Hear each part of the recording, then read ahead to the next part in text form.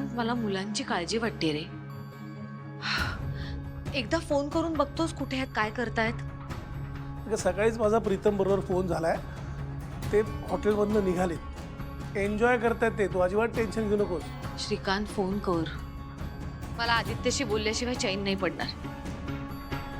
Ahilyadevi Kirloskar group of कंपनीच्या owner, पण आतून मन मात्र आईचं. श्रीकांत, आई कायम आईच असते. मुलं कितीही मोठी झाली ना तरी आईचं आई पण हरवत नाही. खरंय तुझं. करतो फोन.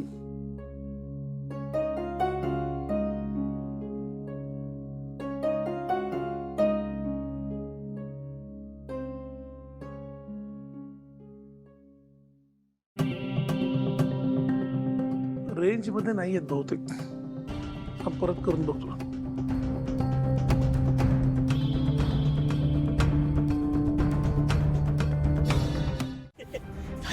वादळ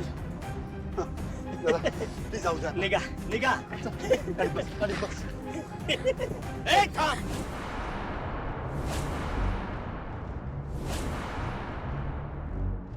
कानातली फुलं नाही नाही नाही, हे बघा, ही माझ्या आईची शेवटची आठवण आहे. हे घेऊ नका.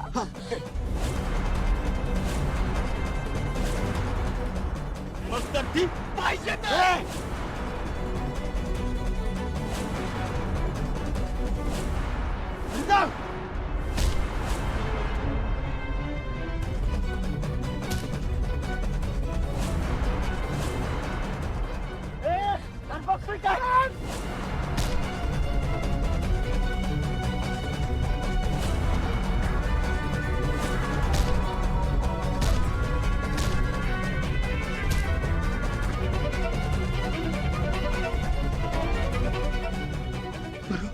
तुला काय झालं नाही ना? चल गाडीत बस. चल चल.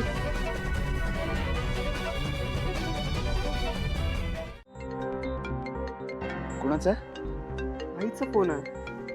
वाटलंच मला. इतक्या वेळ नेटवर्क नव्हता म्हणून फोन नाही आला, नाहीतर ते इतक्या वेळ थांबत नाही.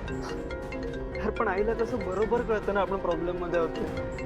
एकदम फोन उचल आणि आता जे काय झालं त्यातलं काहीच सांगू नकोस. हो. हे का असं का? नाही नाही नाही, सासू मॉमना सगळं खरं खरं कळलं पाहिजे. प्रीतम, काय काय घडलं ते सगळं सांगा नी. आई तू जरा थांब 2 मिनिट. ओके. हॅलो. हा आई बोल ना. हॅलो प्रीतम, अरे कुठे आहात आणि फोन का नाही लागत आहेत तुमचे? अगं काय नाही, सगळं ठीक आहे. आम्ही एकदम धमाल करत चाललोय. म्हणजे आम्ही निघालोय, वाखरवाडीला पोहोचल्यावर फोन करतो. हा ठीक आहे. आणि आदित्य? आहे गाडी चालवतो. ओके, मी ठेवतो, पोचून फोन करतो. हा बरं. Yes, bye. इतकं खोटं? अरे बोलावं लागतं ना यार, नाही तर उगाच ती तिथे काळजी करत बसणार. श्रीकांत, काय वाचतोयस? बऱ्याच दिवसांनी तुझ्या हातात पुस्तक दिसलं. तुमको पढ़ लिया है महबूब, अब किताबों से जी बहलाता हूँ. काय नाही ग, मुलं घरात नाहीयेत. घर खायला उठलं होतं म्हणून यांचा आधार घेतला.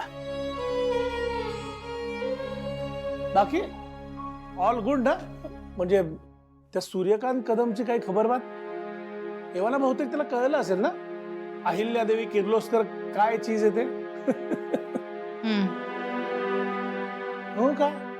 बोल ना काहीतरी. काही नाही रे.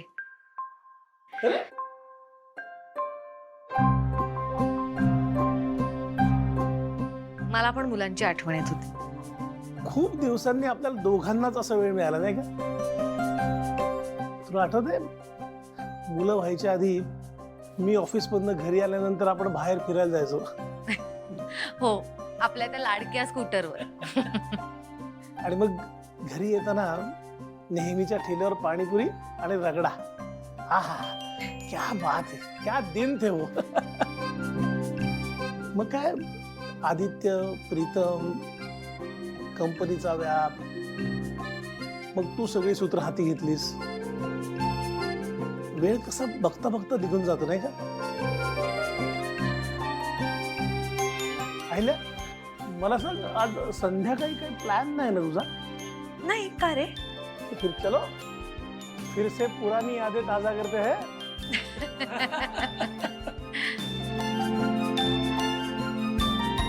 श्रीकांत, आजही तू गोळ्या घ्यायला विसरलास ना? Sorry sorry sorry. काय पारू असली ना किती आठवणीने हातात आणून देते गोळ्या, त्यामुळे घेता येतात ना. पारू पारू पारू, या घरात पारू नसेल तर एकही काम होणार नाहीये का? देवघरात गेले तर फुलं नव्हती, नैवेद्य वेळेत तयार नव्हता का? तिकडे ब्रेकफास्ट टेबलवर काय करायचं हे कोणाला माहिती नव्हतं, कारण मेन्यू पारू ठरवते. आज तू सुद्धा गोळ्या घ्यायला विसरलास का तर पारू हातात आणून देते. हे घर पारूच आहे की माझं आहे? अहिल्या, हे घर तुझं आहे, सावरते पारू.